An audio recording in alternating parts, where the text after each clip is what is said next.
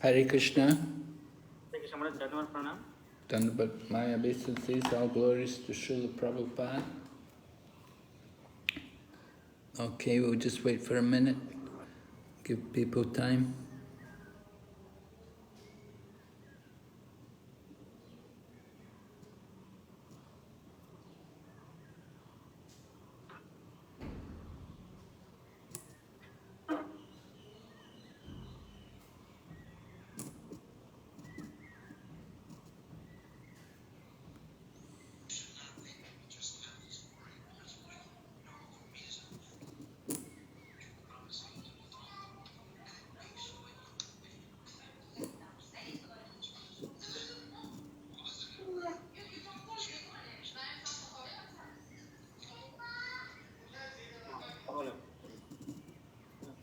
Maharaj, Yes, Prabhu.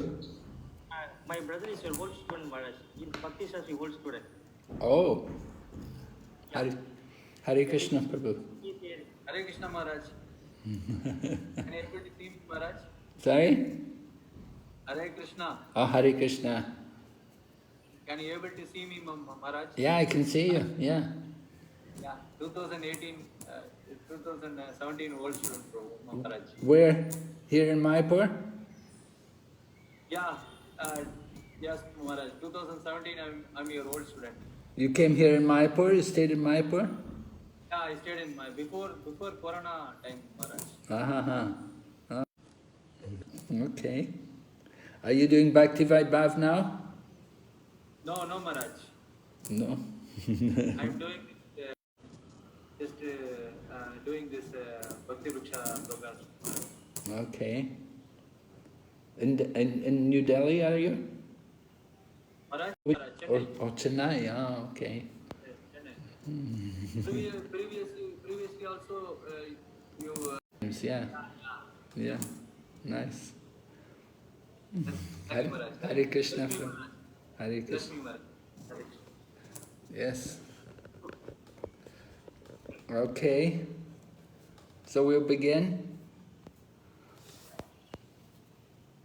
Om Jnanatimirandasya Gyananjana Shalakaya Chaksurunmilitanyena Tasmai Shri Gurave Namaha Namaham Vishnupadaya Krishna Prishtaya Bhutale Srimati Bhaktivedanta Swaminiti Namine Namaste Saraswati Devi Gauravani Pracharine Nirvisesha Shunyavadi Paschatya Deshatarine Vanchakalpatarubhyascha Kripa Sindhu Bhaivacha Patitanam Pavanebhyo Vaishnavibhyo Namo Namaha Jaya Shri Krishna Chaitanya Prabhu Nityananda Shri Advaita Gadadhar Shri Vasadi Gaur Bhaktavinda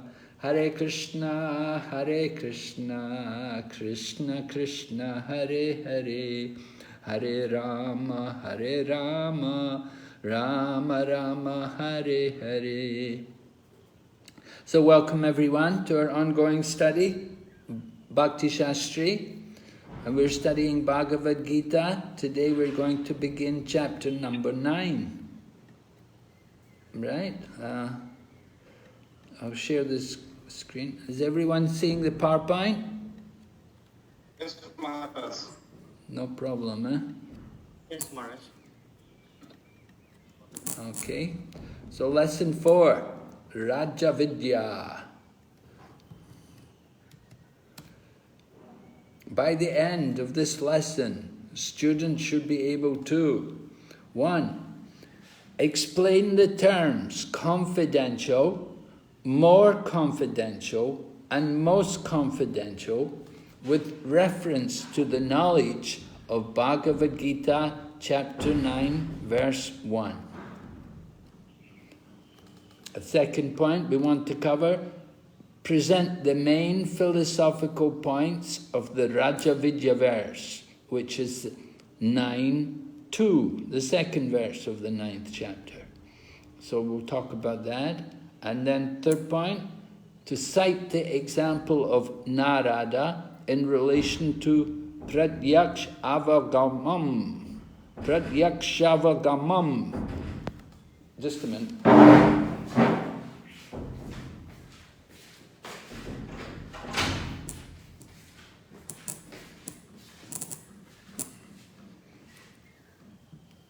And then the fourth point, to present Krishna's relationship with the material world with reference to Sanskrit terms and analogies as given in the Bhagavad Gita from verse 4 up to verse number 10. So we want to cover these 4 points in the course of the lesson today. Before we go on, does everyone remember? Yesterday we spoke about the 8th chapter. Did anyone have any questions from the 8th chapter? Do you have any problems with it? Anything you remember? What do you remember from the 8th chapter?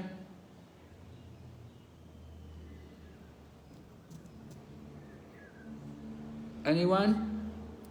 Amara, Nitai, do you remember anything? Chapter 8?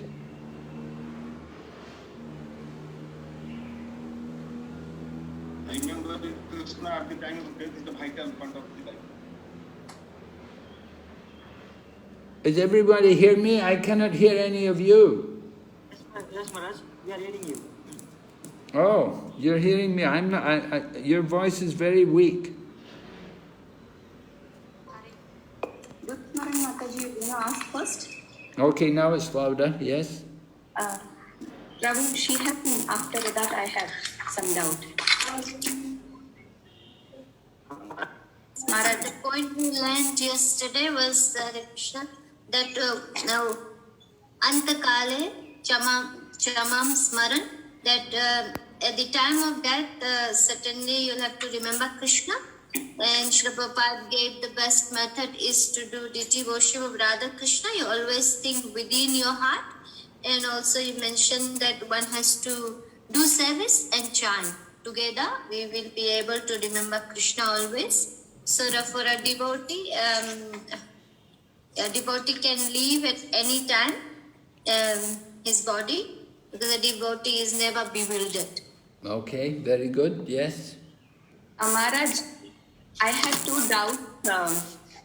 In text 16, it's said that those who progress in Krishna consciousness on the higher planes are gradually elevated to higher and higher planets, and at the time of universal devastation are transferred to the eternal spiritual kingdom. So does that exactly mean that from the higher planets they go to the spiritual kingdom, they don't take birth again? Means of course, who are Krishna conscious, it's mentioned, but I was hearing somewhere else that the last 2 planets, higher planets, they don't devastate at the time of universal destruction. Is it so, or I just wanted some clarification on that point. The higher planets, yes, at the time of universal devastation, at the end of Brahma's life, they're devastated. But at the end of Brahma's day, there's only a partial annihilation. It's only the lower regions of the universe which are annihilated. But with the end of Brahma's life, everything is annihilated. There's total devastation. Right? Brahma's planet is also not eternal, right? Satyaloka. Yeah. So Brahma also dies. He also has to worry about giving up his body. Yeah. And there was one more place where when light passes, when one passes in light, he does not come back. So does it mean exactly for devotees or anybody? Jnanis. Jnanis? Yeah, that's for the jnani, right. Not just for, that is just for the jnani, pass in the light. It doesn't come back. So That means he's in a liberated state. Yeah, he's what? In a liberated state, does it mean impersonal Brahman or? Yes, Goes to the Brahmajyoti, right? Okay. The Jnani. So Bhishma Deva was waiting for this this period, no? So does that mean he went to Brahmajyoti or he went back to Krishna because he saw Krishna? Bhishma's not going to go to Brahmajyoti. Bhishma's devotee. Yeah. And he was waiting, what was he waiting? He was actually waiting for Krishna. Yes. Not for the light to come. No, he was waiting for Krishna. I mean, the acharyas explain it in different ways, right? They explain that actually he's waiting for Krishna. That's what he was really waiting for. Okay. So Krishna, but Bhishma, he goes to the planet where Krishna is Parthasarathi. Krishna has a planet there in Vaikuntha where is Parthasarathi. He's driving Krishna, Arjuna's chariot. So Bhishma, he was remembering Krishna in that way. Yeah, okay. I get it, Maharaj. Thank you. Okay, any other questions or comments about the 8th chapter? Hare Krishna Maharaj, I have a question. Yes. With regard to chapter 8, text 19, it says that during the day of Brahma, they manifest and night they unmanifest. At the end of Brahma's life, they remain compact in the body of Vishnu. So, like, I feel that Vishnu, Vishnu is transcendental and the living entities are not pious. So, how is it possible to remain compact in the body of Vishnu for millions of years till the day of Brahma comes and they manifest again? Yes, that's the arrangement. That temporarily, because they enter into the body of Vishnu, they remain there for the night until the next day comes, and then they're manifest again. Your question is, why is it when they're not pure devotees, how they can enter into... Yes, Maharaj. Well, remember, they're spirit, they are spirit souls, so it's the energy of Lord Krishna. Yes, Maharaj. It's all, the living entities are all spiritual particles, and so they all enter into the body of Mahavishnu. They came from there and they go back there. All the elements of the material creation all come from the body of Mahavishnu. Everything. The whole creation comes about, right? Yes, Maharaj. Thank you. That remains like just a dormant seed. Sorry? Actually, the living entities remain just like a dormant seed of a fruit. Okay, yes, like a dormant seed, the seed, of course. So they come out, they take their birth, come into the material world. Actually, Maharaj, one doubt that if they are inside in the Vishnu's planet, why they are not becoming spiritual? Why they are remaining just like dormant? They're within the body of Mahavishnu, and then they have to come out because they still have some desire for activity. They have not finished, they're not pure, they've not fully given up their identification with the material world. So they have to take birth again. They have to come back. And even great devotees like even Lord Brahma and even the 4 Kumaras sometimes, they also enter into the body of Mahavishnu. And they take birth again. Because they still have their separatist mentality. They still have the desire somewhat to have position in the material world. They haven't come to that stage of complete surrender and pure devotion to Krishna. So they enter into the body of Mahavishnu and take birth again. Next time there's creation. Yes, you may say it's millions of years, but those millions of years, it's only one breath of Mahavishnu. In terms of eternal time, it's not a long time.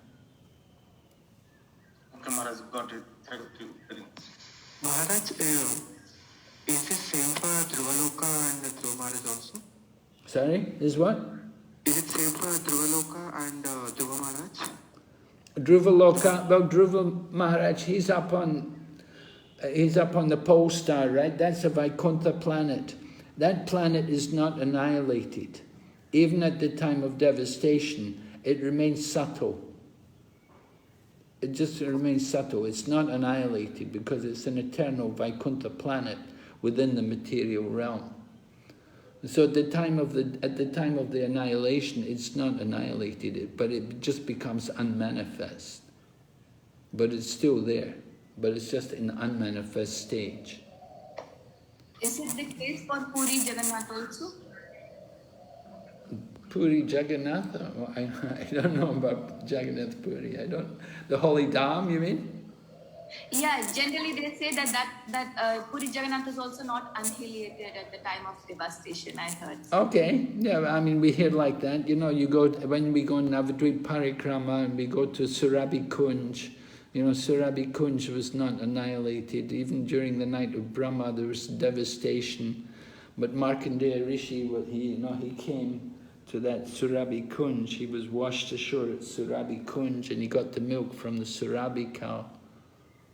Yeah. So even though everything's annihilated, Navadvip is also not annihilated. Maharaj, I had one more doubt. So when we say that the upper planetary system, people are in Sattva Guna, we are in Raja Guna, and the lower planetary system, they are in Tama Guna. So is it that all the pious people are up and the non-pious people are down? Is it that the demons are, asuras are in the lower planetary system? How do we understand who live in upper planetary system? There is some clarity that, okay, now Swargaloka, demigods live, rishis live in, Janaloka and Tapaloka, Satyaloka. So we know somewhere who lives there, but I am unclear about who lives in the lower planetary system and what. Well, it's not so clear. I'm also not very clear about this because we do see, for example, the planet of the Rakshasas is above the planet of Earth. Yeah, that's what I was trying to understand, because if it's in Sattva Guna, how are the Rakshasas up? Yeah, Rakshasas are up, the Yakshas are up, you know, they're above the earth, you know. How are they up there? And of course, then you have different demons like Bali Maharaj. He's in the bottom, in the lower regions, in the Sutala planet. And Bali Maharaj is a devotee, but he's there in the subterranean heavenly planets. Yeah. That Sutala Loka is just like Vaikuntha planet. So he is in Sutala Loka, Bali Maharaj, but that he will feel like it's a Vaikuntha Loka. Because Vishnu is there 24 hours for him. Yeah, Vishnu is with him as his gatekeeper, so nobody should disturb him. Where is this Pitruloka? That's also in the lower planetary system, somewhere down there. Yeah, we do hear that Pitruloka is in the lower planets, but we always hear about he wanted to go up to Pitruloka, right? But when we see the actual situation, according to the 5th canto, Pitruloka is in the lower regions of the universe. Yeah. I'm not very clear how but we always hear about they want to go up to Pitruloka to be, at least they want to be with the Pitris. So it appears Pitruloka is somewhere in the lower regions of the universe. So it's puzzling. So does it mean that our Pitrus have gone there, or is it that they have taken birth again here? So what exactly happens to that soul? Well, those souls who have some piety, who worship the forefathers, then they go there to Pitruloka. There has to be the qualification being that they were pious and they worshipped the forefathers.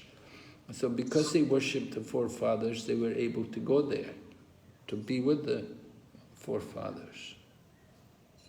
So it's not exactly that if someone passes away, like my Prabhu's father is no more, So does that mean that he is in Pitraloka? No. Not like that. No. Okay. No.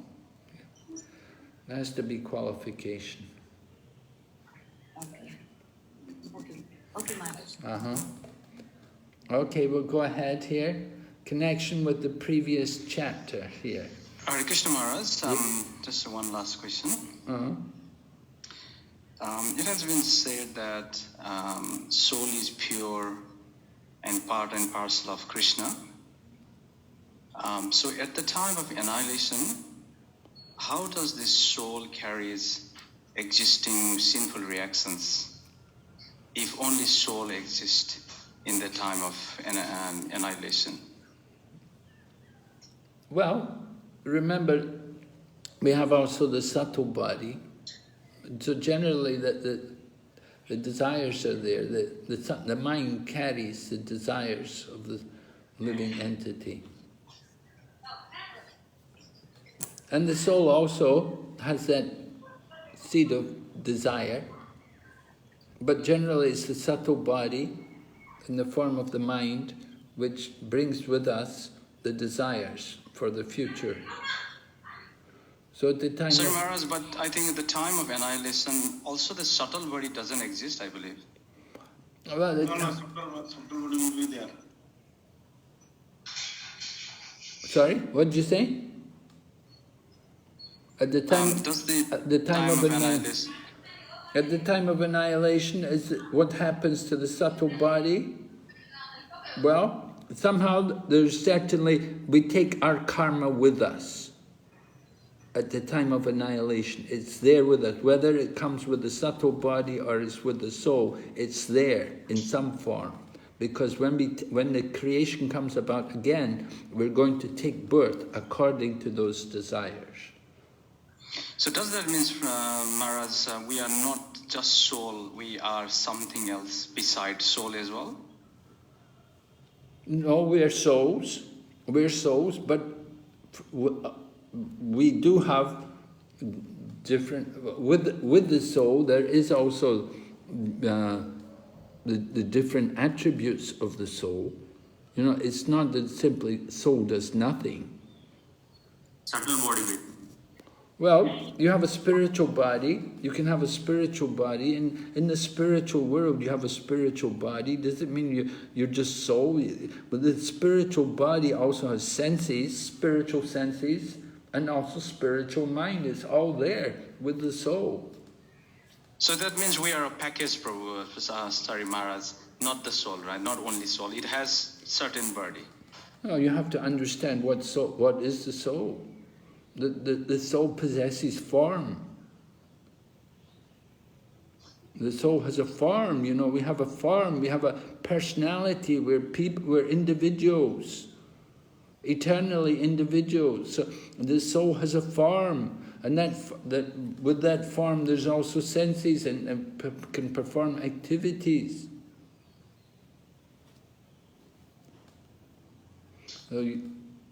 So you can't distinguish it from the soul.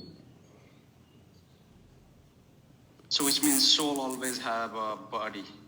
Doesn't matter it's spiritual or material. Is that correct, Maharaj? Well, it's possible that we have we have the subtle body. We see there are entities which have subtle bodies. And on the higher planets, as we go up the universe, the body becomes less and less gross, more and more subtle. And then you have sinful living entities like ghosts and so on. They have subtle bodies. They're denied the gross body. But on the higher planets, like up in the top of the universe, Brahmaloka and so on, they don't have gross physical bodies. Their bodies are subtle.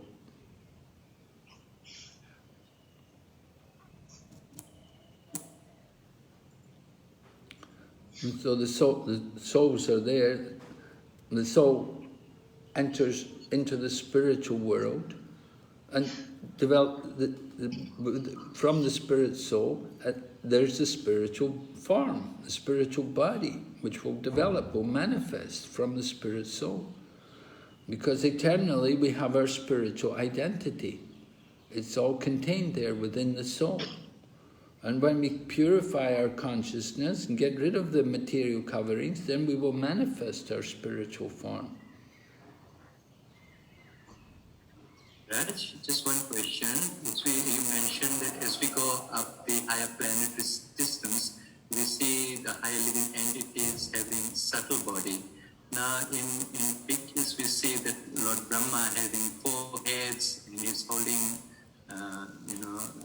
japa, mala, and his kamandalu, and so. How do we see? There's some physical. It just seems that there's some physical form there. Yes, those are shown to us.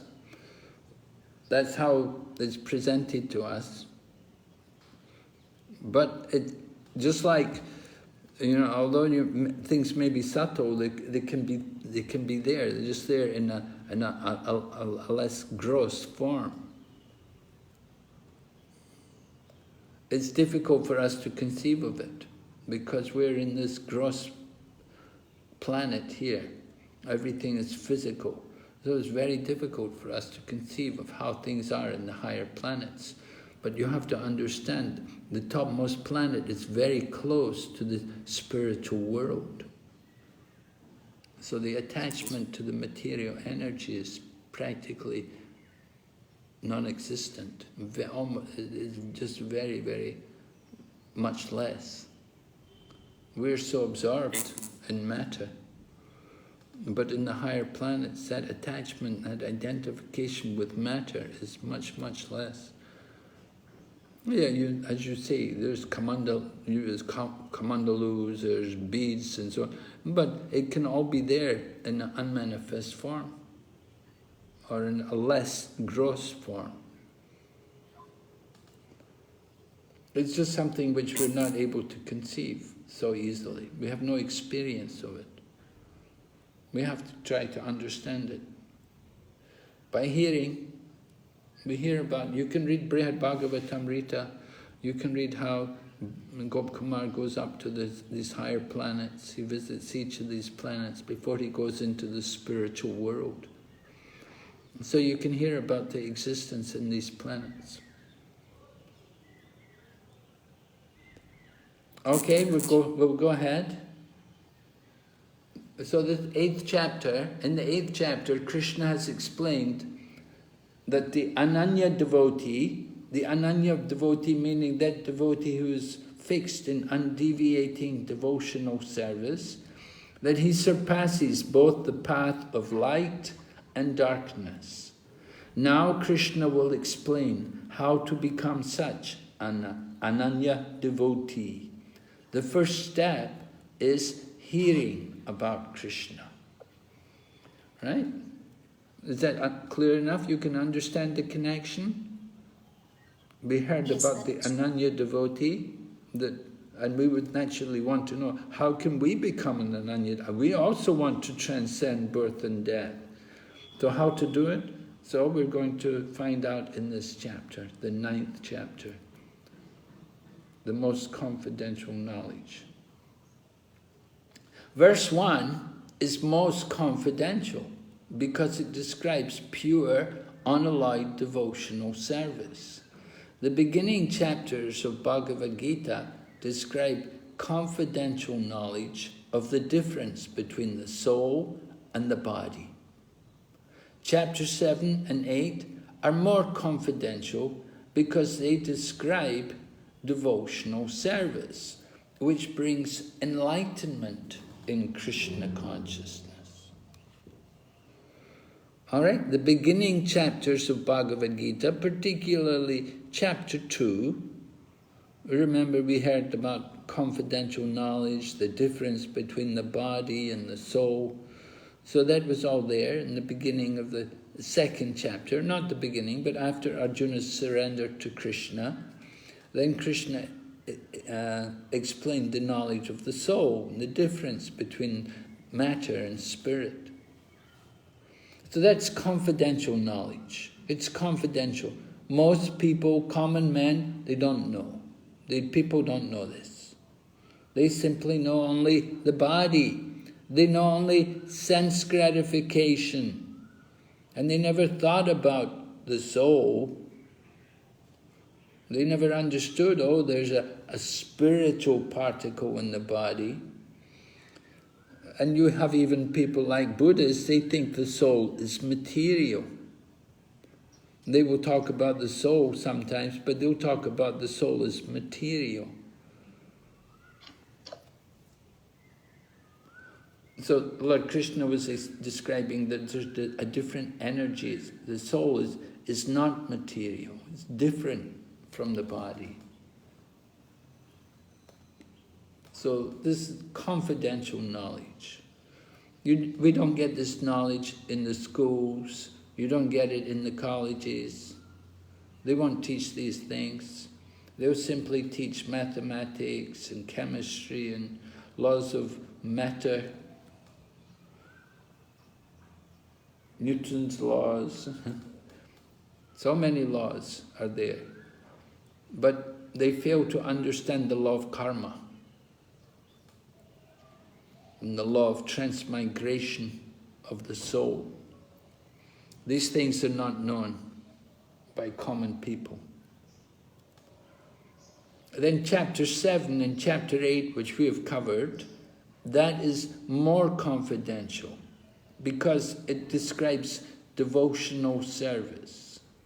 There were other things there also. Just like in the 8th chapter we heard about Yoga Mishra Bhakti. In chapter 7 we heard about different kinds of people who come and surrender to Krishna, and people who don't. So it's certainly on a higher level than the knowledge which was there in chapter 2, which was just explaining the difference between the body and the soul. So you have confidential knowledge and more confidential knowledge, because more confidential knowledge brings enlightenment in Krishna consciousness. There was no enlightenment in Krishna consciousness in just knowing that we're not the body. Just knowing we're the soul, that doesn't give enlightenment in Krishna consciousness. So more confidential knowledge is presented here, or has been presented in chapters 7 and 8.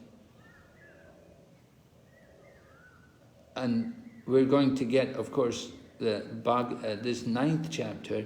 9th chapter is called the most confidential knowledge. The most confidential knowledge, we'll see in chapter 9, we'll see the very special relationship which is there between Lord Krishna and his devotees. That is the most confidential knowledge. To understand that the transcendental dealings which take place between Lord Krishna and his devotees. So understand the different levels of knowledge. There's confidential, more confidential, and the most confidential. Now when you go to the 18th chapter, we'll see also there that Lord Krishna talks about knowledge which is confidential, or guyam, and then he talks about knowledge which is more confidential, guyataram, and then most confidential, guyatamam. Right? So you've got confidential, more confidential, and most confidential. And that is in terms of knowledge of the absolute truth.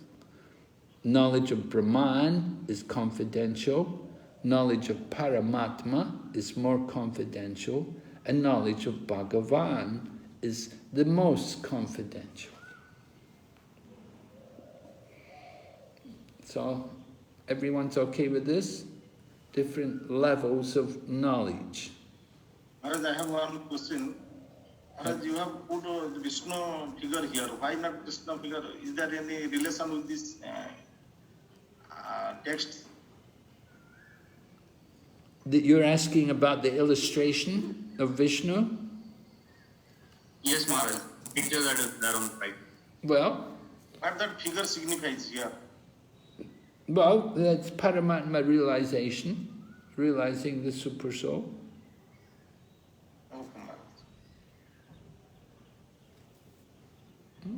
That was one of the realizations. And just to we like to put pictures when we do these slides, you know, so didn't want to put too many pictures, just put the Super Soul. Okay, Maharaj, got it. Thank you. Okay, now we're going to go on Raja Vidya. Oh, 9.1 first of all.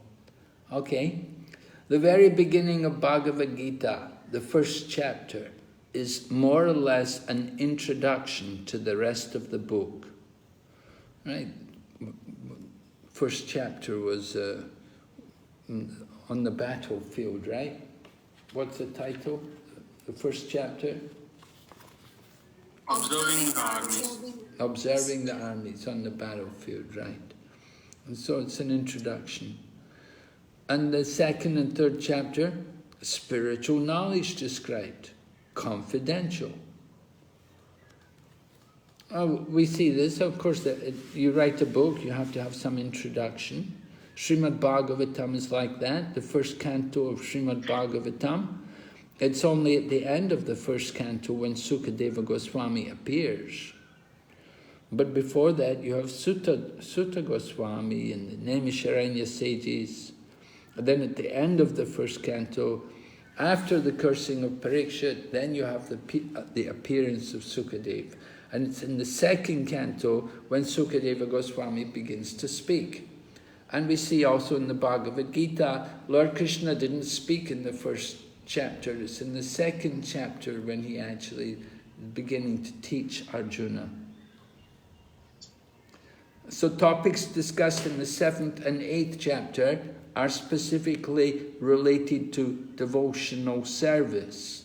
Because they bring enlightenment in Krishna consciousness, they're called more confidential. But the matters which are described in the 9th chapter deal with unallied, pure devotion. Therefore, this is called the most confidential. Unallied pure devotion, Krishna describes, Yogakshema Vahamyaham. That Krishna will reciprocate, he'll carry what you lack, he'll preserve what you have. If you're the pure devotee, if you're an unallied devotee of Krishna, then Krishna can reciprocate with you like that. Not with everyone. So that is most confidential. So we see these different levels of knowledge are going to be explained. Okay, going ahead to the second verse, the Rajavidya verse, right? Second verse, we'll read the verse, maybe you all know it. Rajavidya Rajaguyam Pavitram idam uttamam pratyakshaavagamam dharmyam susukam kartam avyayam. The knowledge, this knowledge is the king of education, the most secret of all secrets. It is the purest knowledge, and because it gives direct perception of the self by realization, it is the perfection of religion, it is everlasting, and it is joyfully performed. So here we have a quote from Prabhupada's purport. How can the soul, which is so active within this body, be inactive after being liberated from the body? It is always active. If it is eternal, then it is eternally active. And its activities in the spiritual kingdom are the most confidential part of spiritual knowledge. These activities of the spirit soul are therefore indicated here as constituting the king of all knowledge, the most confidential part of all knowledge. So Prabhupada speaks about the activities of the spirit soul. And the soul is not just simply some spark of energy, but It's a person, it's a living entity, and it will have a spiritual form and can take part in many different activities. What kind of activities? Well, let's describe the activities in the spiritual kingdom. They are the most confidential part of spiritual knowledge. So we're not going to talk about the activities in the spiritual kingdom. Here we're talking about Bhagavad Gita. Bhagavad Gita is ABC. Let's get the basics right. And then you can go on to understand higher things. And we want to understand the soul and the nature of the soul. So Prabhupada was explaining the soul is active. It's not simply inactive. It's not just simply some light which has no consciousness, no feelings, no personality. No. The spiritual spark is a personality, it's a form, has activities.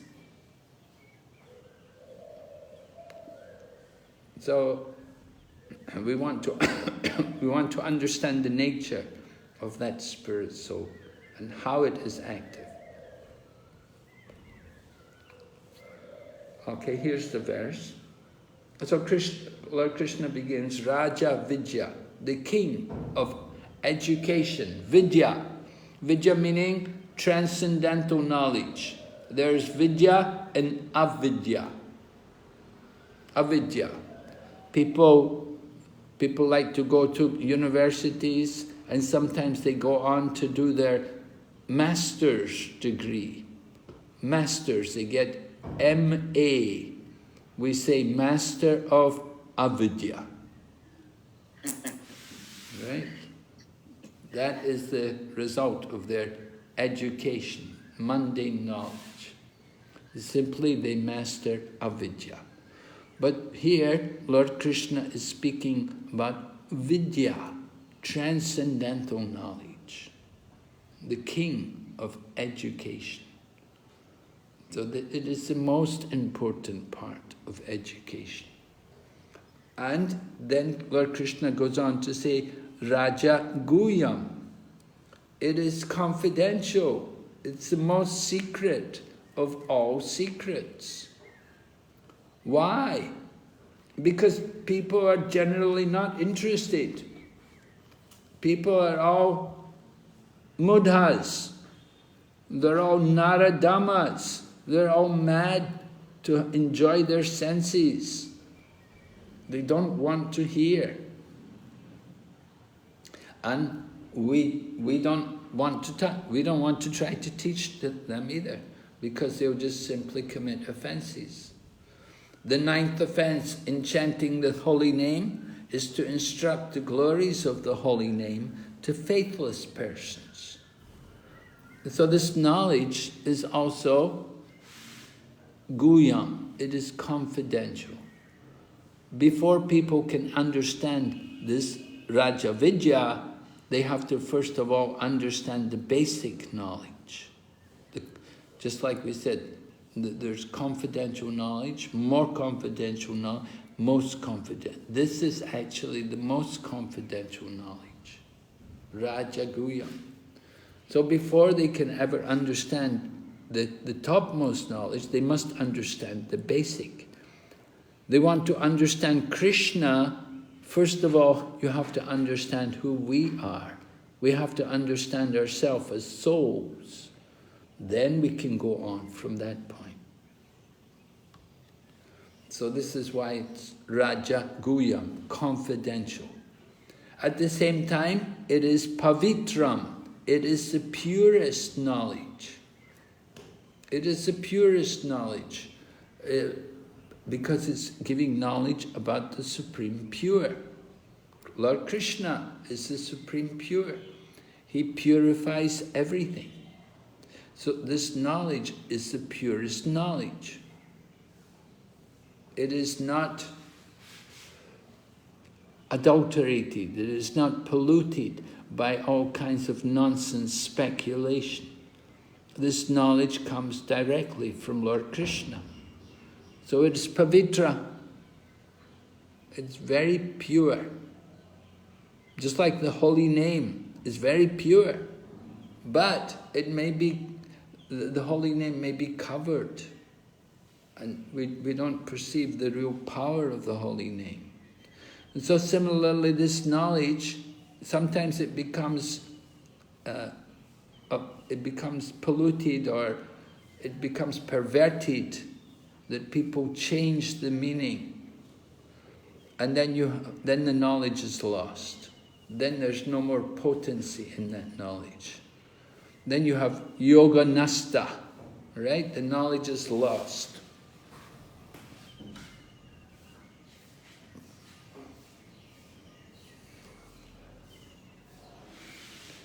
So we have to keep this knowledge pure. We should not change anything. If we change it, then it's not pure anymore. If you make any alteration, you take something away or you add something, then it won't be so pure anymore. And then it is idam uttamam. It is the topmost. It's the highest thing. It is above everything. It's the highest knowledge.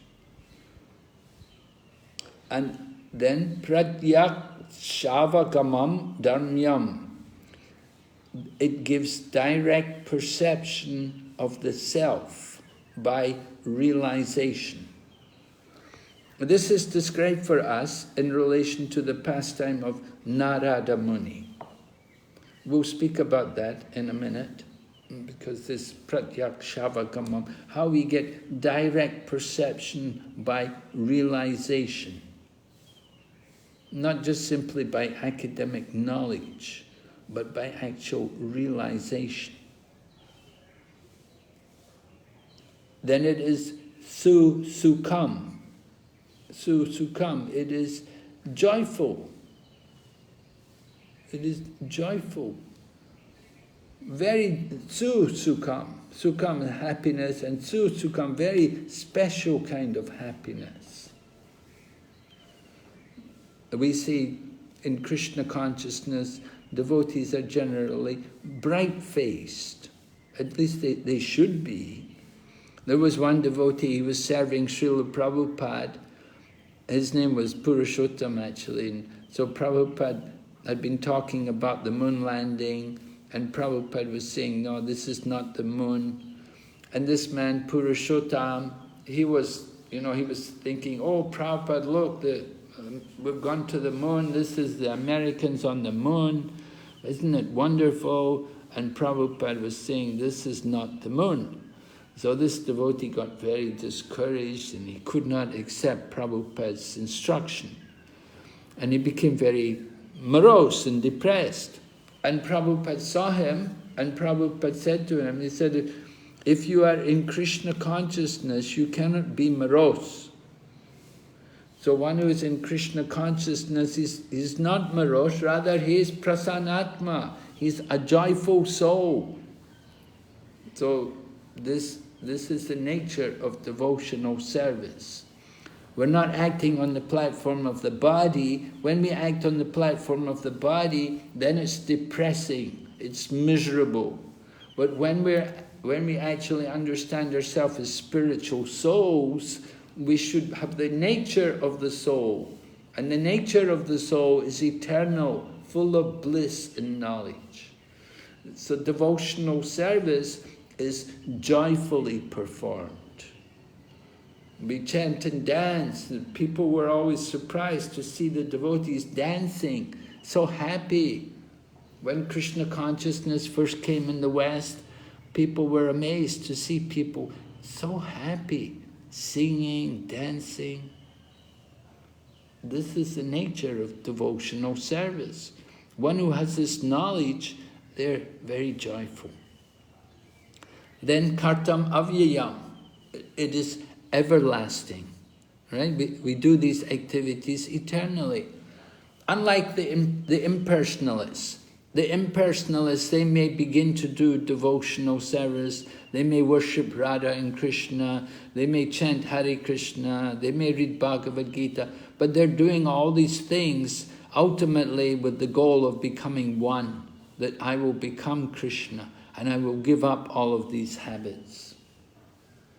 But the devotee is chanting Hare Krishna and serving Krishna here, and in the spiritual world, he will go on chanting Hare Krishna and serving Krishna there. That is the nature of devotional service, that it is not limited to just this place, but it is eternal. So we speak of devotional service as Sanatana Dharma, the eternal religion. We will serve Krishna, we will chant, we will do everything for Krishna's service here, and in the spiritual world, we will continue to serve Krishna. We don't become Krishna, we don't become God, we're happy to be the servant, and we take full pleasure in serving Krishna. All right? So, now this Pratyaksha-vagamam, we want to understand. Pratyaksha, by direct experience, right? We want to experience this process of devotional service. We don't just talk about it. You can actually experience it. You can see this picture. I remember when I first became a devotee, there was a Back to Godhead magazine, and a picture very similar to this with the same devotees was on the cover. And the devotees, this is actually taken in Boston, in the USA. And at that time in Boston, we had the BBT, the printing press was there, and the devotees were writing, doing editing of Prabhupada's books and producing Prabhupada's books. So a number of devotees were there, artists were also there. And you can see they're all wearing cloth. The ladies are all wearing cloth, same color. Those days we didn't have saris from India or anything. We would simply buy a big roll of cloth and we'd cut it up and everyone would get a piece of cloth. And so all the devotees were wearing the same kind of cloth, the same color of cloth. But they're all very joyful. They're all so bright-faced. They're actually experiencing the pleasure of chanting Hare Krishna and being Krishna conscious.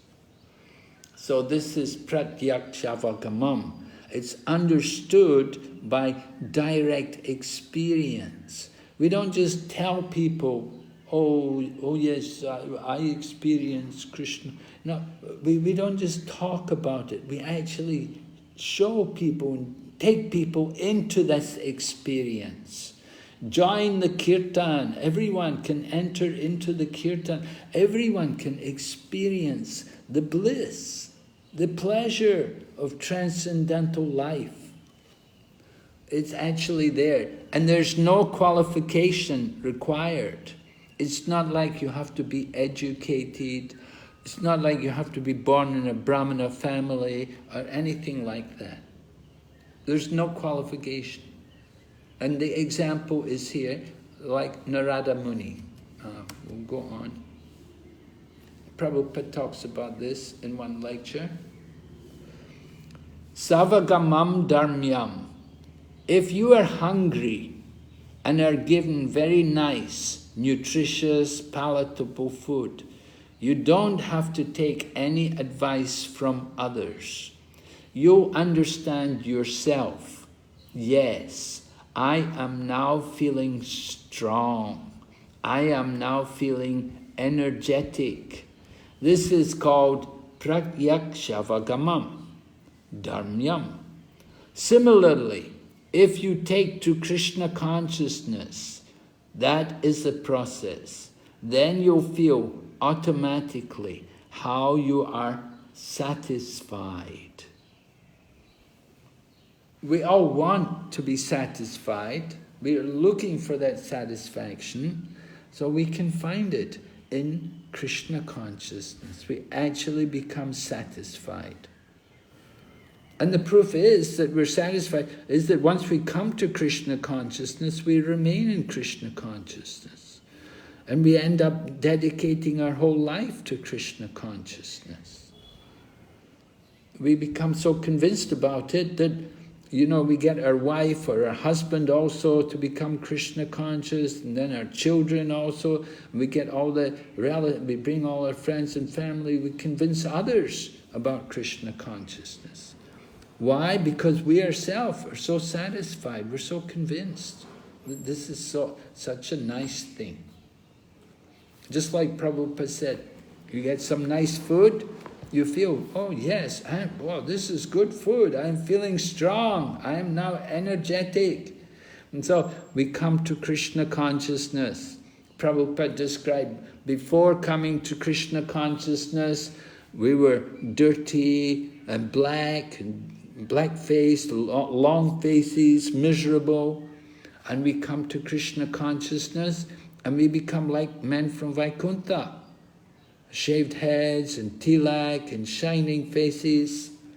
That is Krishna consciousness. That is the power of spiritual activity, genuine spiritual activity. You can feel it.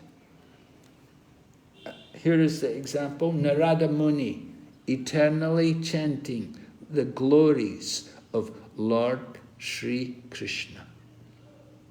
And in Srimad Bhagavatam, we have the example, Narada Muni telling Srila Vyasadeva about his previous life. Who was Narada Muni in his previous life? He was the son of a maid servant. Yeah. Was he educated? No. No education. Was he very wealthy? No. No. What was his qualification? He served some devotees during the rainy season. When they came to the guest, her mother was giving the service at the time. He just took the prasadam, remnants of their prasadam, and also served those devotees. Yes, right.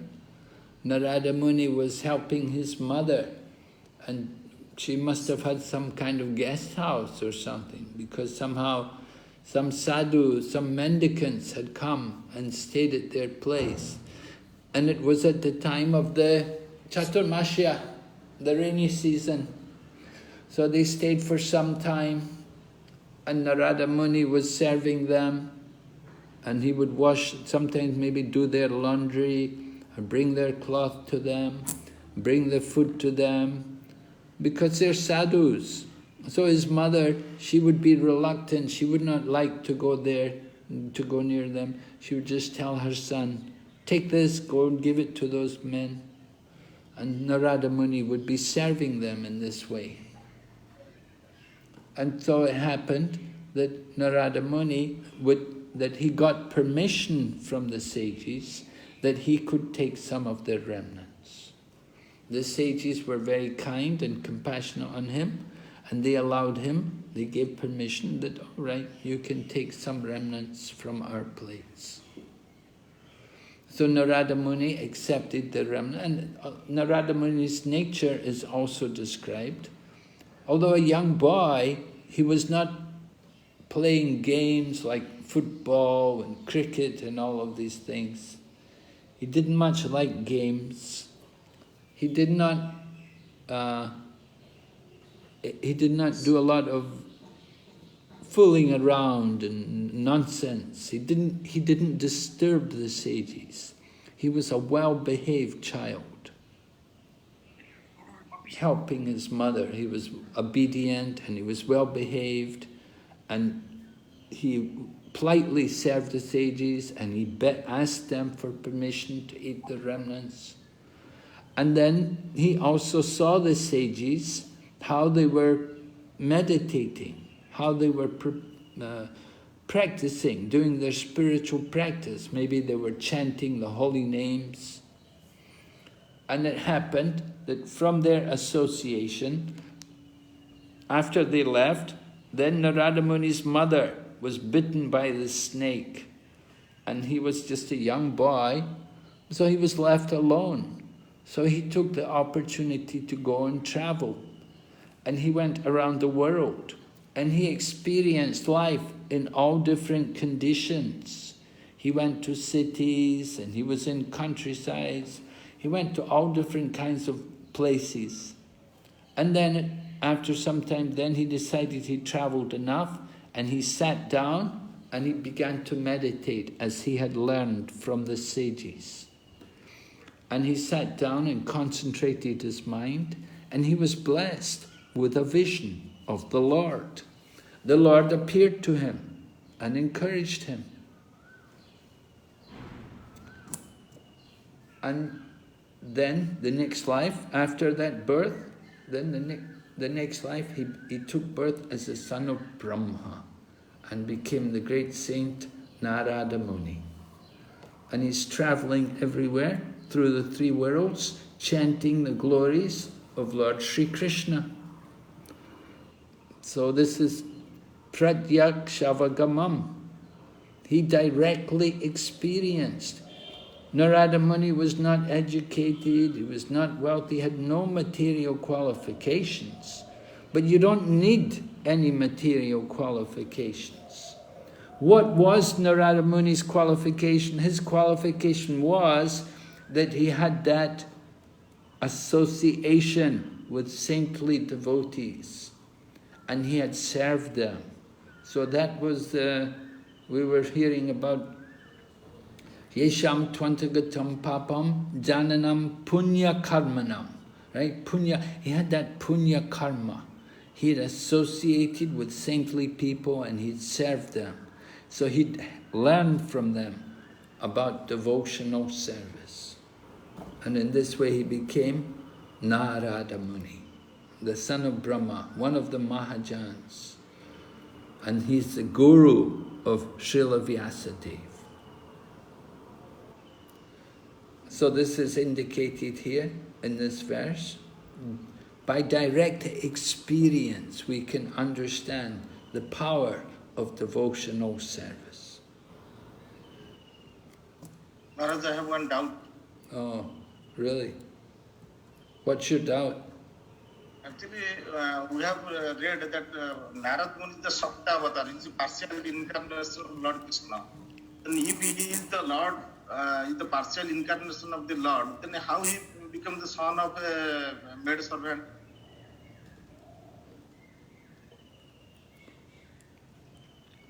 He became the son of a maidservant because he was cursed, because he misbehaved previously.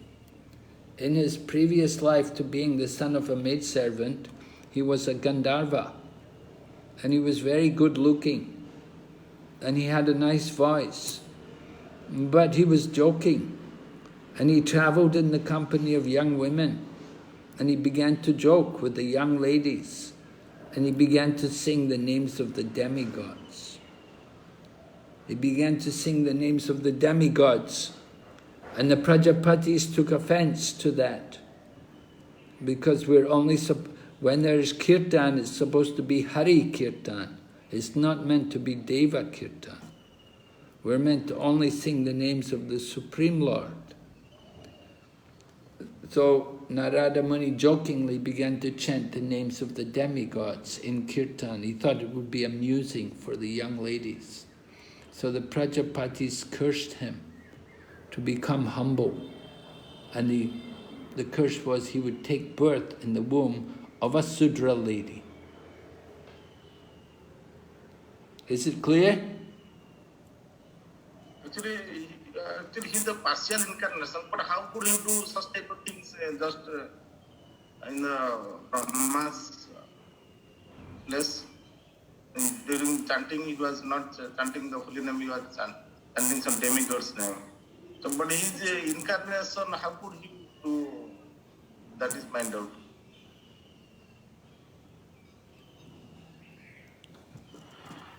By the will of the Lord. I'm not clear about what your doubt is again. What is it you're saying? Actually, Maharaj, he is a partial incarnation of Lord Krishna, but because he is known as Shakta avatar. But being a Shakta avatar, how could he do such type of way? And he got crossed. Well, he becomes empowered. He became an Ashaktavesha avatar. He became empowered to preach the glories of the Lord. We're all Nityabada, eternally conditioned souls, but the Nityabada soul can become Nityamukta. It can become a liberated soul. So Narada Muni transformed. He changed. Right? Okay. The Nityabada souls don't have to remain eternally Nityabada. They can also become Shaktyavesha avatars. They can also become empowered to preach the glories of the holy name.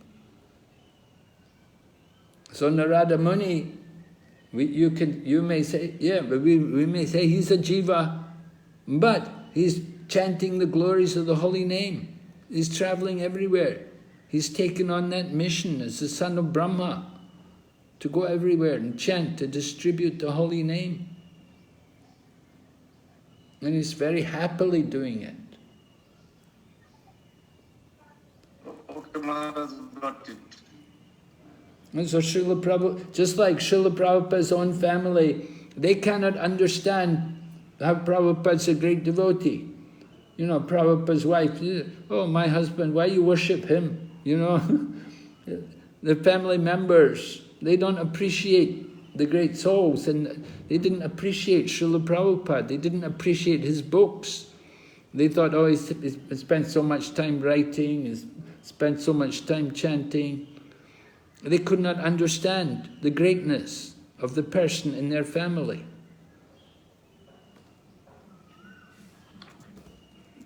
But Srila Prabhupada, certainly a great soul, he distributed the holy name everywhere. So he's also like Shaktyavesha avatar. I think Prabhu is trying to say that if Narad Muni is such an empowered incarnation, how did he had those skills and how did he become a son of Shudra? That's what he's saying? Well, but that happened to him before he became the empowered personality, right? That's right. That's right. I think just to glorify the bhakti, the devotional service, the glories of devotional service, intentionally like did I hope so. Yeah, you could say like that, just like Sukadeva Goswami. Sukadeva Goswami was an impersonalist on the impersonal Brahman, but he became the great devotee, the speaker of Srimad Bhagavatam. It shows us the power of the Srimad Bhagavatam.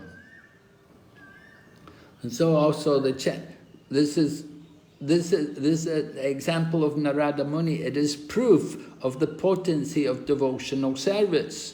This is why we're saying Raja Vidya. This is why Prabhupada wrote about Narada Muni in his purport to this verse.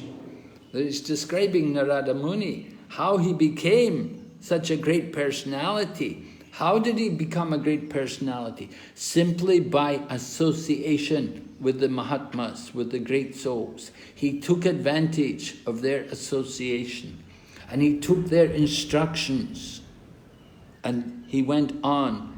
He also detached himself from the material world. He gave up his mother died, he didn't care, he went away. He just wandered around the world on his own.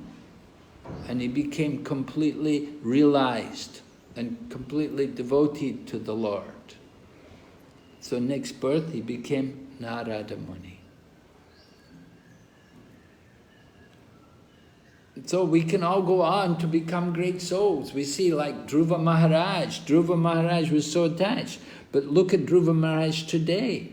He has his Vaikuntha planet and he's a very great personality.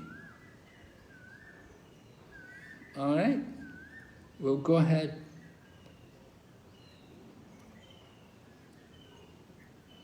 Okay, we're going to the next section. We have to understand. Oh, okay, 9.2 was the Rajavidya sloka. Then 9.3, Krishna says, those who are not faithful in the devotional service cannot attain me, O conqueror of enemies. Therefore, there is of birth and death in the material world. then we'll certainly come back again. So in this way, Krishna... And now, going on to the next section, text 4 up to text 10, we're going to hear about Lord Krishna's involvement with the material energy.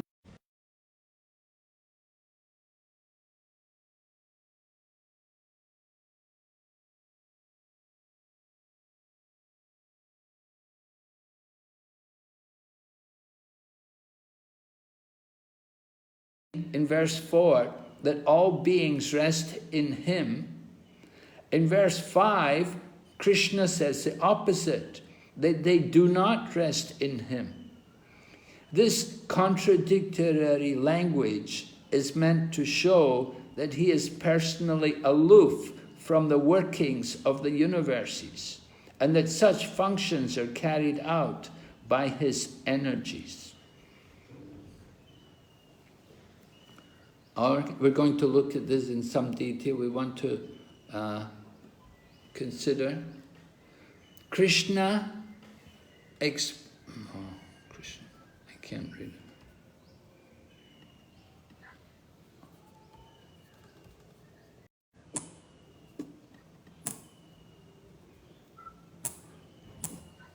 Krishna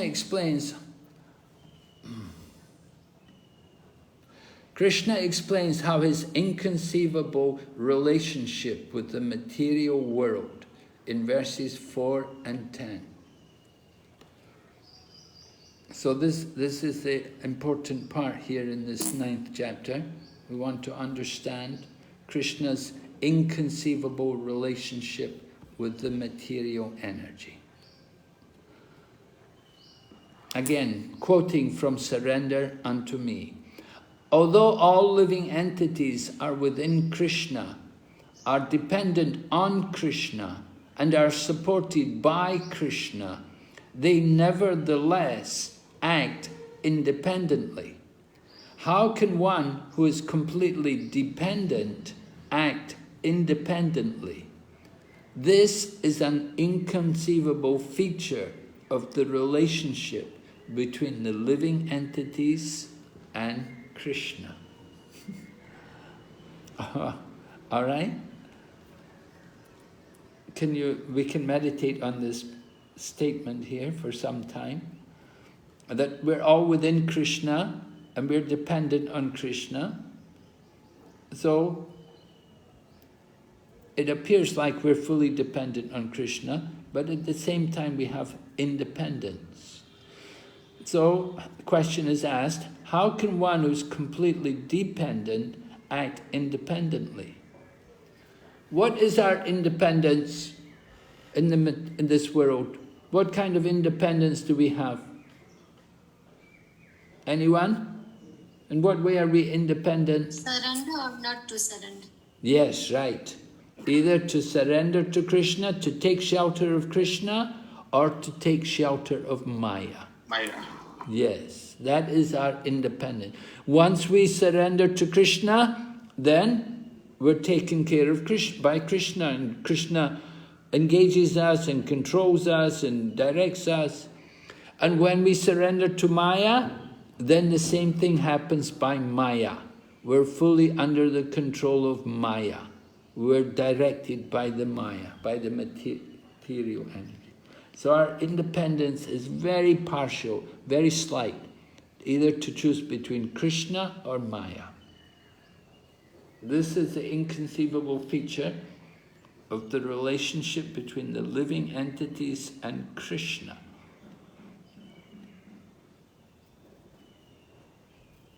An example is given. Vishwanath Chakravarti Thakur says, the governmental business of a king like Maharaj Ambarish is carried out by his ministers, while the uninvolved king merely remains present. All the same, unless the king is present on the throne, the ministers are incapable of doing anything. In the same way, unless Krishna gives his support as the supervisor, material nature cannot do anything. So Vishwanath Chakravarti Thakur's comparing the position of a king and the government. And the government do their business, but the king has to be on the throne. The king's not there doing everything, but he's there on the throne. The king simply, he's a king, you know, he's not going to do a lot of work. But the king has to be present. He has to be alive. As soon as the king's dead, they have to have a successor. And without the king being there, the ministers are not empowered to do anything. So unless Krishna gives his support, material nature cannot do anything. This material nature needs to be under the direction of Krishna. Right? What's the verse in Bhagavad Gita? About material...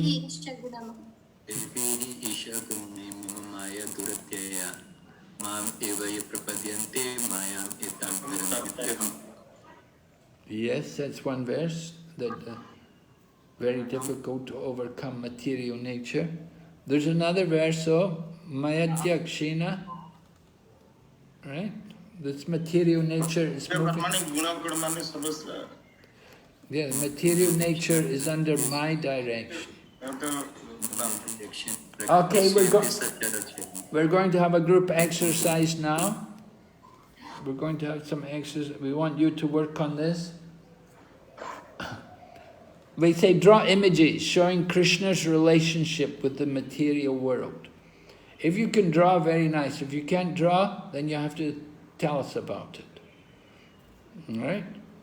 And you have to include Krishna's statements, Prabhupada's statements, and examples and analogies. And we're going to... How many people are here? How many's in the class today? 16, Maharaj. 16. 16? Yeah. Okay, we have 5 topics. 5 topics. There's 9.4, 9.5, 9.6, then 9.9 and 9.10. So we want 5 groups, and we have only how many? 16 people? Yes, Maharaj. Yes, Maharaj. So there will be 3 people and 1 group of 4, right? 5 groups. 3 groups of 5, 3 groups. 3 groups. Oh no, 5. 4 groups will have. 4 groups will have 3 people in, and 1 group will have 4 people in.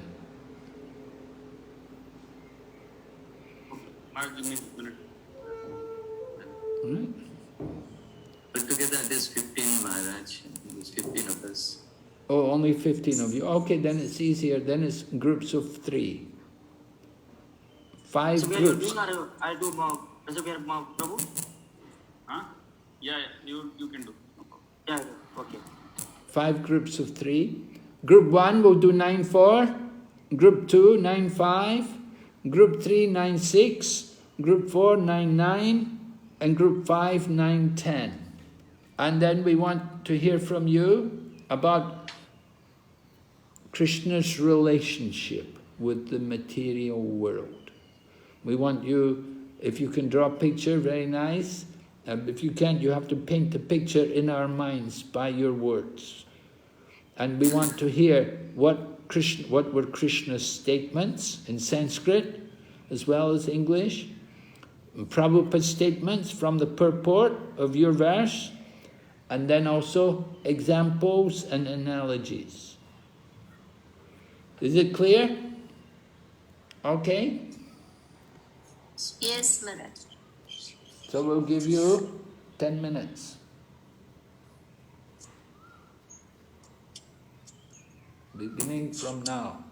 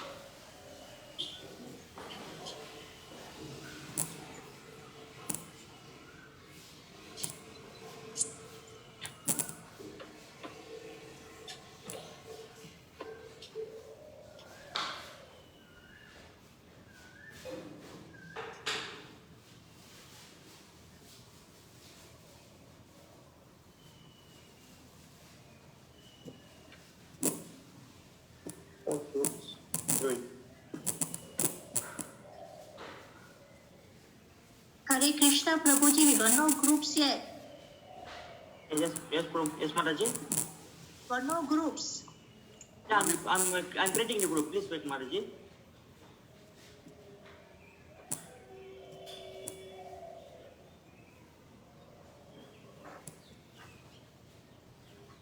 And myself. Thank you.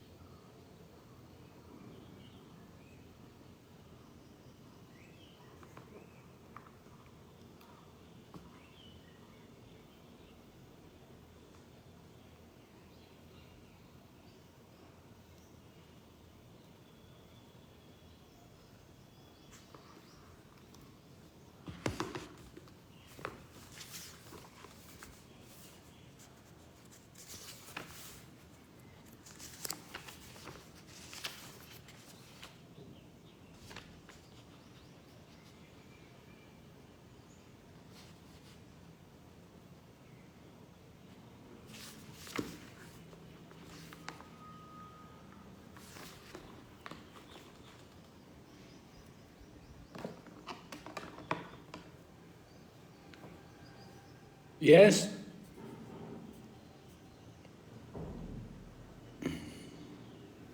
Hare Krishna. Hare Krishna Maharaj. I think we have to close the groups. We are done with the discussion. Really? We are waiting for others to join. Okay, so we'll close all the groups.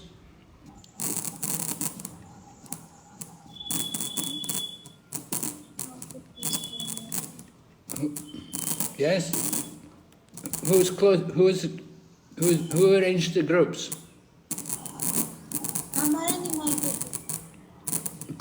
You should close the groups.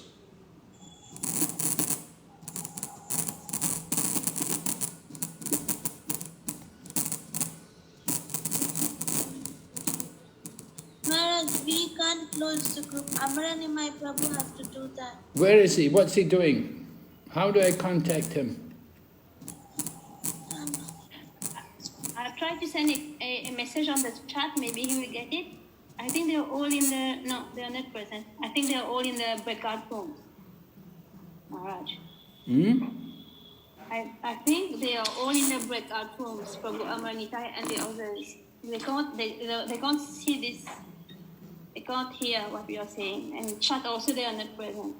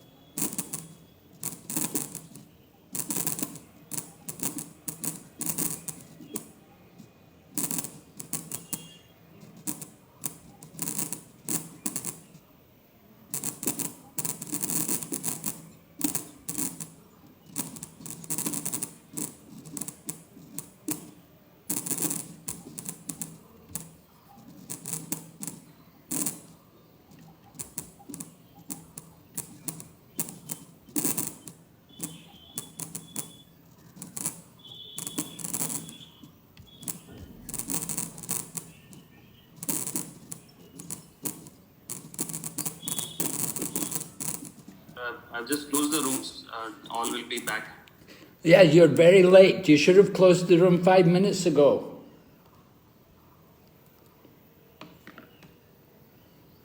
Sorry, Maharaj.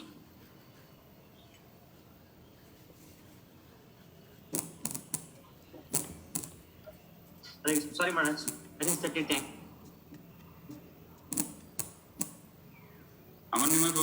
When you create next time the room, just declare the time when we'll be closing. And Okay, then 5 minutes I said.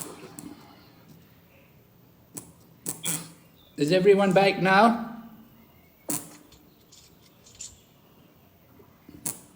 I think so, Maharaj. We can start off. All right, group number 1. Who's in group number 1? Room 1. Group 1? Yeah. Dayanidhi and Dikshika. Yes? So you're going to explain 9.4 to us? By me and my unmanifested form, the entire universe is pervaded. All beings are in me, but I am not in them. Yes?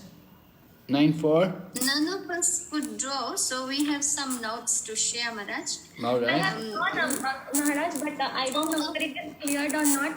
Like, Krishna is in the center. Krishna is in everywhere. Devotees can see Krishna, but non-devotees cannot see Krishna. Oh. Devotees have that love in their eyes. Like, it's very bad, I know. But yeah, devotees can see Krishna, but non-devotees, in fact, Krishna is there, but they don't see Krishna. They don't consider that Archa Vigraha form and Krishna both are same. They are not non-different. Okay. But they cannot see. Okay, good. Very nice. Well done. Yes? Yes. And But common people, they don't have love in their eyes. You're not in this. Are you in this group? Yes, Maharaj. Yes, Maharaj, we are in the same group. Oh, you're in the group. Okay, the three of you, is it? Yes, Yes, Maharaj. Oh, all right. So who's the spokesman? Yes. Guru Yeah. Smarna. Okay, so with material eyes we cannot know Krishna, only with love. So Srila Prabhupada mentioned in the purport that we have to have ointment of love to see Krishna. That's why we had that drawing that devotees can only see Krishna everywhere, anywhere, in any form. So common people are unable to appreciate the deity form of the Lord when He appears, as well as people when Lord comes as a human form, they're unable to understand Him because He's coming. So we were trying to understand the fact of avyakta murtina, whereby we are saying they can't see, or they cannot see with their material eyes. So the other example we were quoting is about the story you were telling about Vishwanath Chakravarti Thakur mentioning about the example of the king, that till the king is there, his duties are being done, but without the king, nothing can be done. So similarly, Krishna is the source of everything, but they cannot appreciate his energy coming through even though they're doing everything. But without Krishna's energy, nothing can work. So as Krishna says, I'm everywhere and everything is in me, but still I'm aloof. So we were thinking of that analogy of the pearl strung on the string. We can see the pearl, but we cannot appreciate the string. But if the string is not there, then none of these pearls can stay in the chain. Okay, thank you. Yes, anybody else wants to add anything to this? Prabhu, you want to add anything to Maharaji? Just after having the Premanjushya means when our eyes will be anointed with the love of devotion, then only we can see Krishna directly or feel Krishna directly. Otherwise, this Archa Vigraha will see as just like a wood or made up of wood, stones, or like soil, like that of things. Well, even we may have devotion, doesn't mean we'll get to see Krishna. Right? Devotion also, when our eyes will become anointed with the love of Krishna, then only we can see able to see Krishna directly. That's why the word is known as Premanjushya Chakshu. But we see Narada Muni, like Narada Muni, he got to see Krishna as Krishna spoke to him, but then he said, you won't be able to see me again in this lifetime. You won't be able to see me again in this lifetime. So it's not just only pure devotion, there needs to be also the mercy of Krishna. Pure devotion, yes, Maharaj. Pure unaltered love for Krishna. Along with Krishna's mercy. If Krishna wants to reveal himself, then we can see Krishna.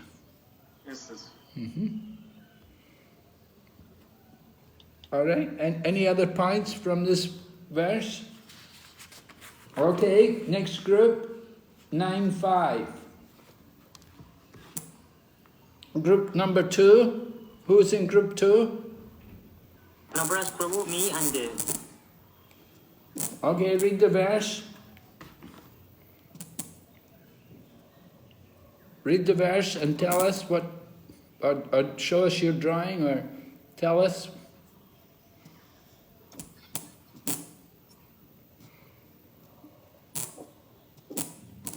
Maharaj, we didn't draw the thing. Nabaraj Prabhu will tell the points, Maharaj. Hare Krishna. Natsa masthani bhutani pasye me yogeswaram bhitta bhitta cha bhutasyo mamatva bhuva bhavana. Krishna is saying here that he is the maintainer of all living entities. He is everywhere and everything emanates from him. And every cosmic manifestation is part of him, but he is not part of that. Which means everything in this material existence comes from Krishna, but he is not part of the material manifestation. So Prabhupada actually he has actually described this in his purport, that everything is resting on him. And we all cannot live for a second without his mercy. And he also mentions in his purport that Lord Krishna is different from material manifestation, yet everything is resting on him. And that is the mystic power of Supreme Personality of Godhead, Lord Sri Krishna. Hare Krishna Mahaprabhu. Okay. Let's see. And yet everything that is created does not rest on me. Behold my mystic opulence. So mystic opulence, the Yogam Aishwaram, that is Krishna's power. How could we describe this Yogam Aishwaram? What is it exactly? Prabhu, tell us. What is Yogam Aishwaram?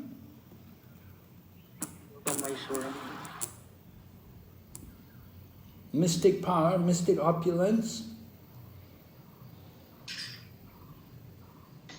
The power of Krishna that actually manifests everything in this world. Okay. By the power which everything gets created.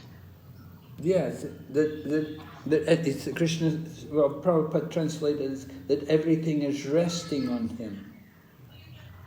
That everything that is created does not rest in me. It says, does not rest in me. So it contradicts the first verse. The first verse said, everything is resting in me. And then second verse says, it's not resting in me. So there's a difference between the first verse, 9.4, and 9.5. 9.4, Krishna said, everything is resting on me.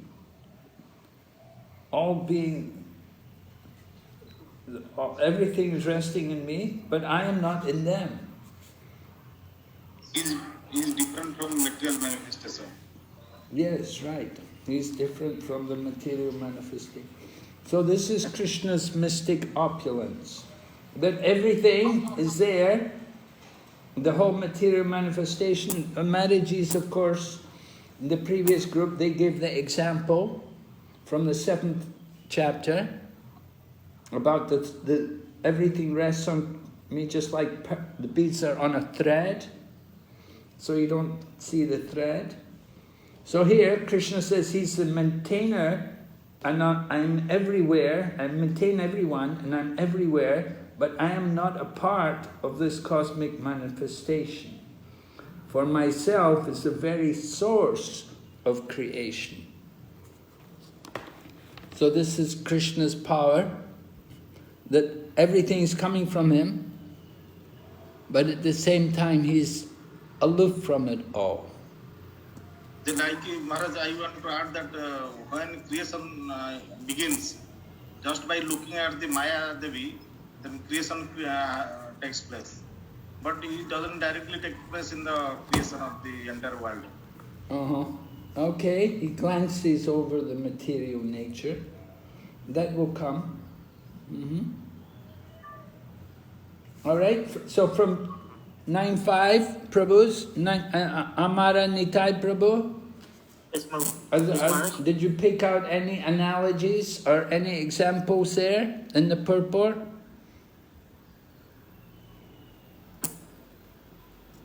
Did Prabhupada give us any analogies or any examples?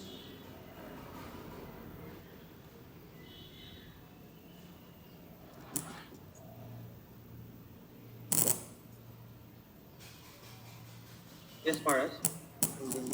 Yes?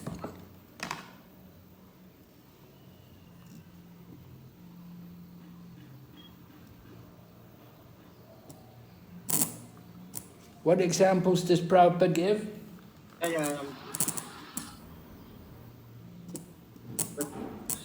The Atlas holding the globe on his shoulders. Yes. Mataji is not even in your group, but she's helping you.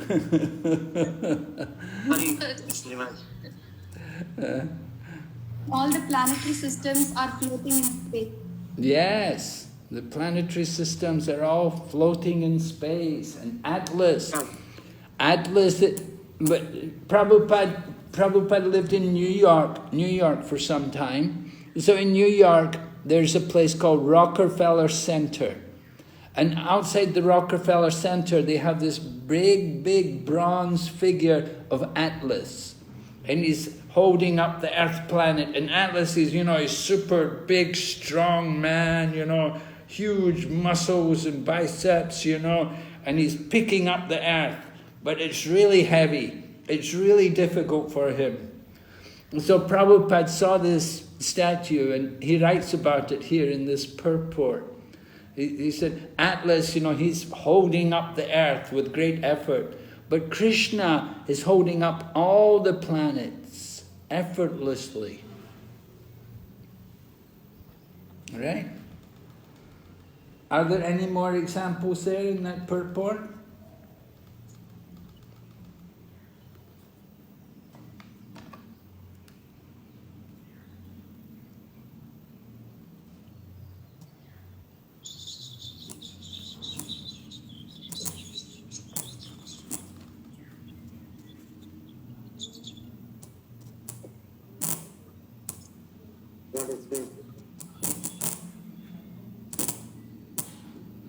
Prabhupada says there is no difference between Krishna and himself. That is because he is absolute spirit.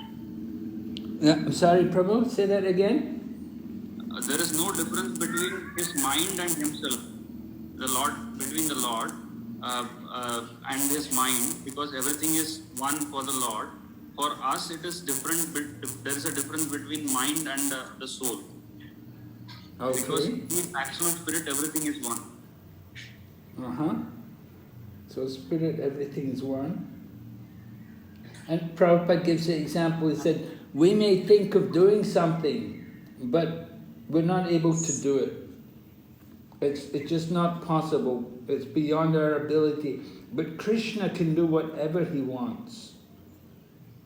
Nothing is impossible for Krishna. If he wants to do something, simply by his willing, everything is done. So that is something of the Yoga Aishwaram, the supreme inconceivable power of Lord Krishna. He does not touch the material manifestation, but at the same time, everything is created, everything is sustained, and ultimately it will all be annihilated.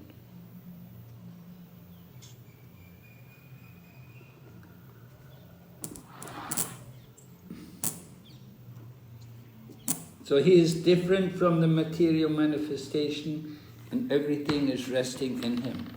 Okay, so we'll go ahead. Group number 3, they're speaking about 9-6.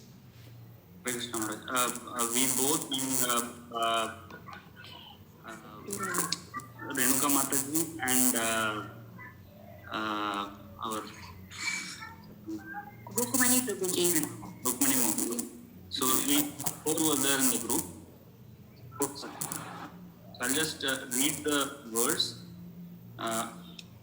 Yathakashastito nityam vayu sarvatra gomahan tatha sarvani bhutani matsthani upabhyaraya.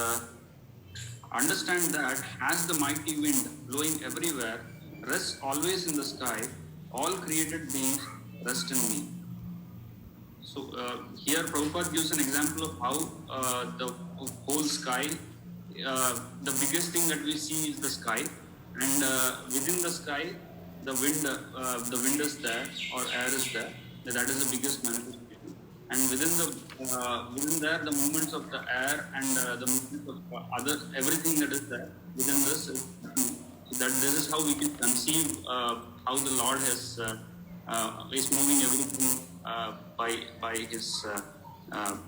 Basically, everything is resting on him. So this is the picture that is the one that we thought of. Showing that everything is resting on the Lord. Means the Lord's energy is inconceivable actually. Means it looks as though it's all in our hands, but actually everything is like under the control of the Lord. It is like it is moving everything. Okay. like how the wind is moving, we think it's blowing everywhere, but actually it is all resting in the sky. So like how the sky is holding everything, like that the Lord is holding everything, even though it looks like everything around us is moving on its own. Like we would also like to quote the shloka of Matta Parataram. There is one more example we want to tell. So after that we will quote the shloka. Mataji, you want to say that? Renuka Mataji. There's Hare Krishna. There's another one here. Srila Prabhupada wrote in Brahma, quoting about Brahma Samhita. The sun and the other great planets are moving. Prabhupada says that the sun is giving out heat. Heat has so much of potency, diffuse heat and light, but it seems like the sun is acting independently. Sun is moving freely, but that is not true. Sun is moving with the directions of Lord Krishna, and it's not moving freely. But everything is under the control of Krishna, but Krishna is aloof of it. And there's an example given here that not even a blade of grass moves without the will of the Supreme Personality of Godhead. Everything moves under his direction, and at the same time Krishna is aloof of everything. Hare Krishna. Okay. So there is this drawing we made of like how the mala looks perfect on its own, but actually it all rests on the thread, which is not seen or conceived by our eyes, who is the Supreme Lord. So in this mala, we can see that there are so many creations in this world which none of us can see that actually the Lord is doing everything. Like how the child is, the birth of the child, it looks as though the child is like, by 9 months the child is just born on its own. But actually everything is done by the Lord.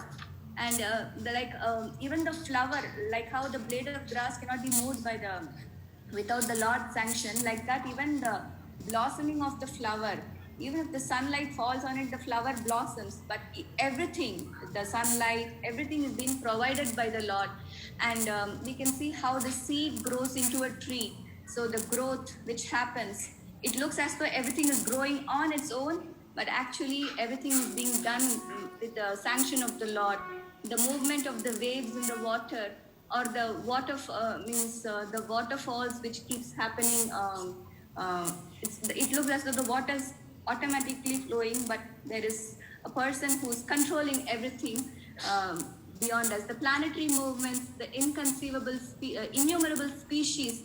There are so many innumerable species, not just the animals which we see around, even the water animals, innumerable tiny species we can sometimes see. When we used to have TV, we used to see the National Geographical Channel, where they show so many species which we might not even have ever seen before in our lives. So everything is being created by the Lord, and it just doesn't come on its own.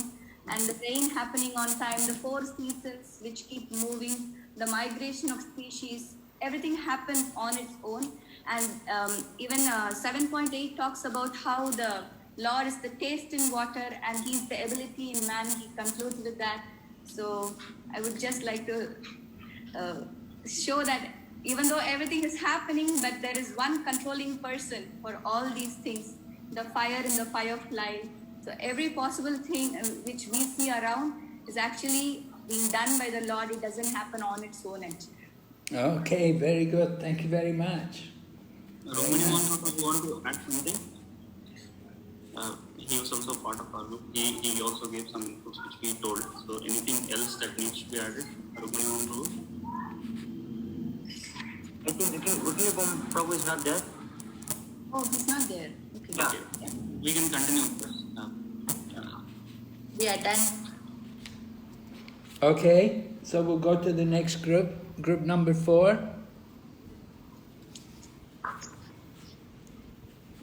Hare Krishna Maharaj, our verse is 9.9, which Okay. Nachamam tani karmani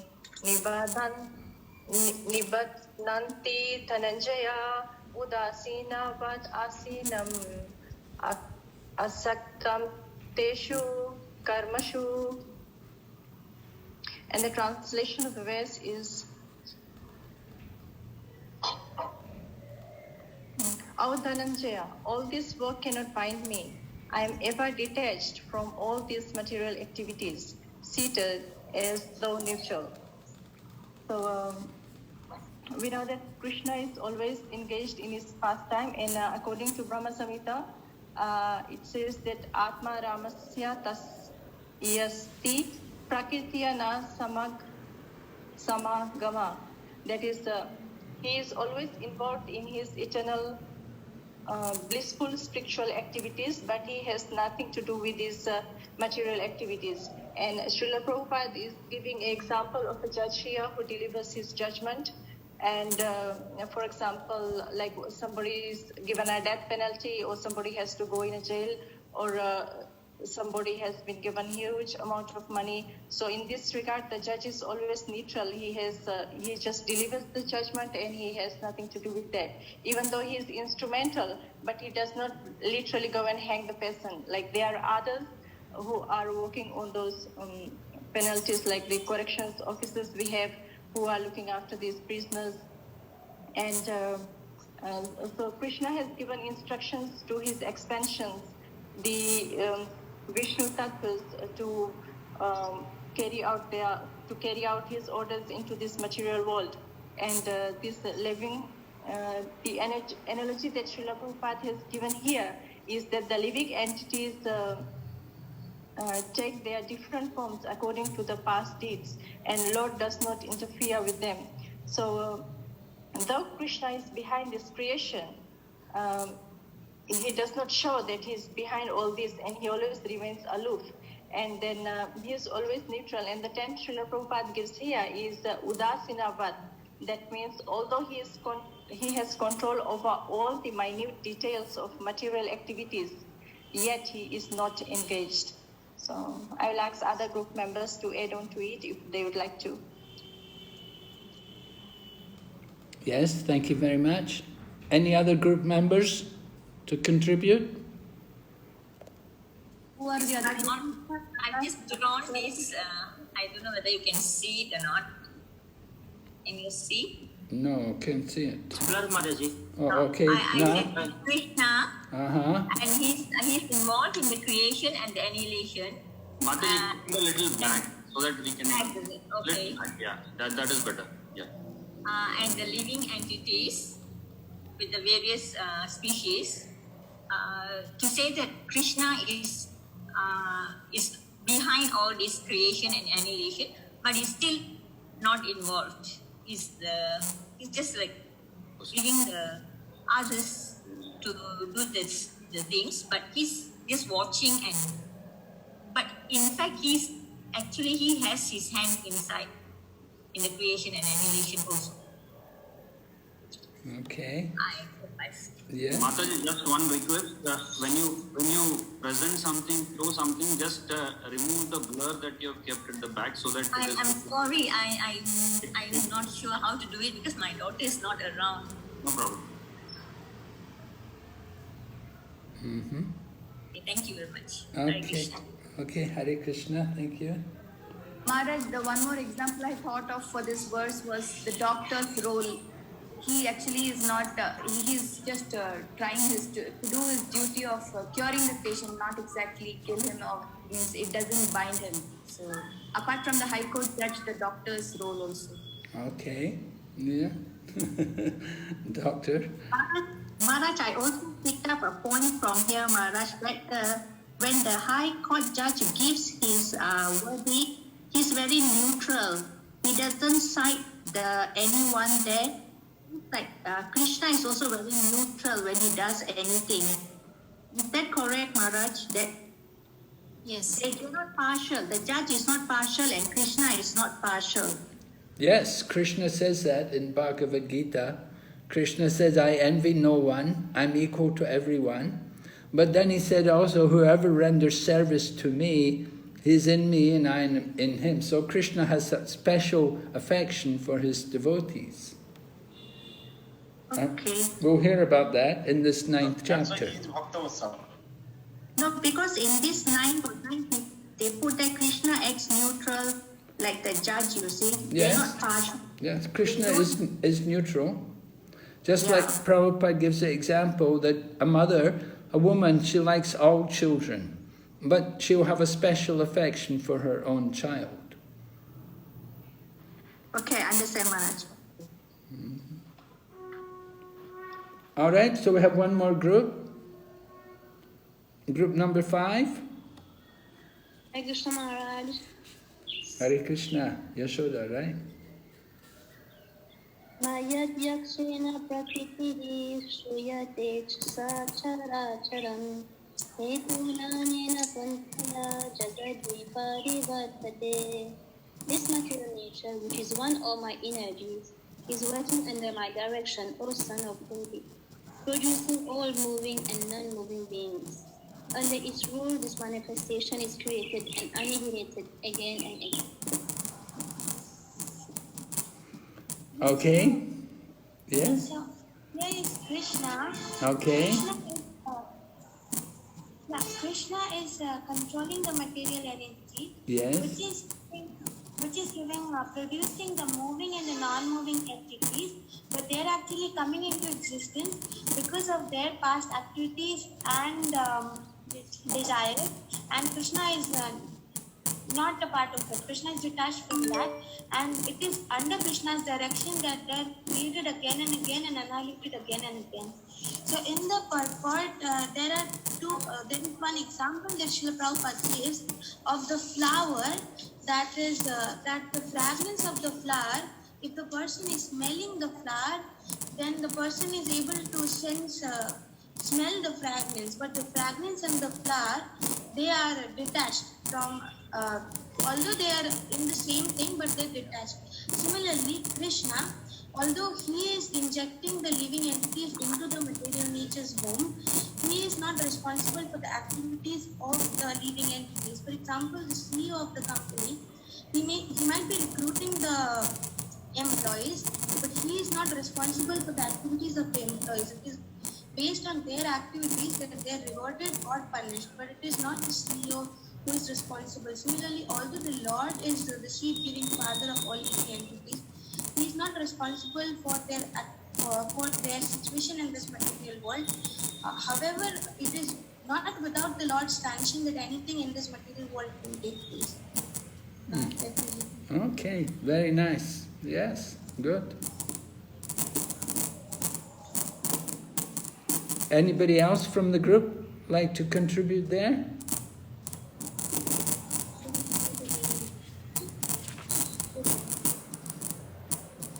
Okay.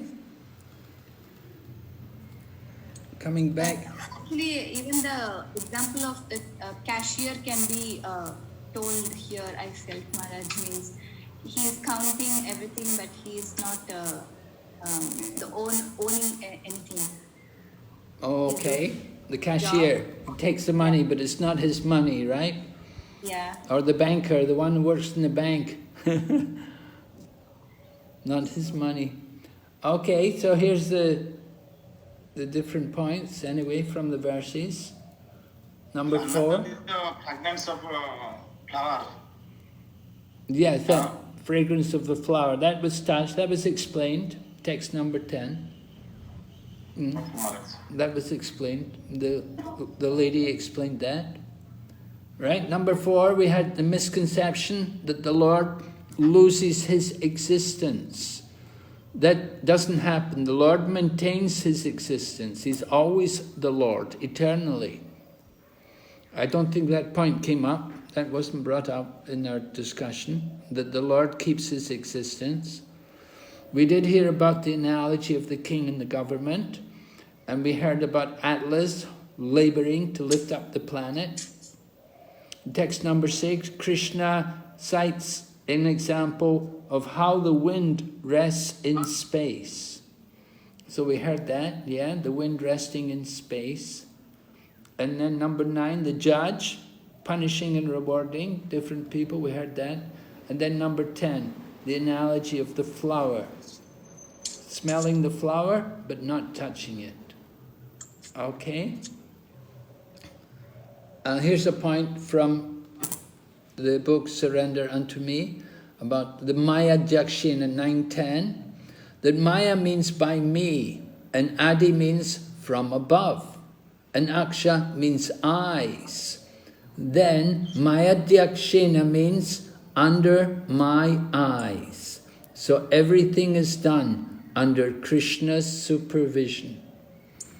This is one way in which we can understand this verse. Maya Dakshina. Everything is done under the supervision of Lord Krishna, under Krishna's eyes. Okay? So, we're finished. Are there any questions on this chapter? Oh, well, we've only done the first 10 verses. Anyway, next class we'll go on to look at the other section of the 9th chapter. Any questions? Any problems? Okay, so we'll finish there today. Thank you very much. So have a nice week, and we'll see you next weekend. Hare Krishna. Srila Prabhupada ki. Gaur Bhakti Vrinda ki.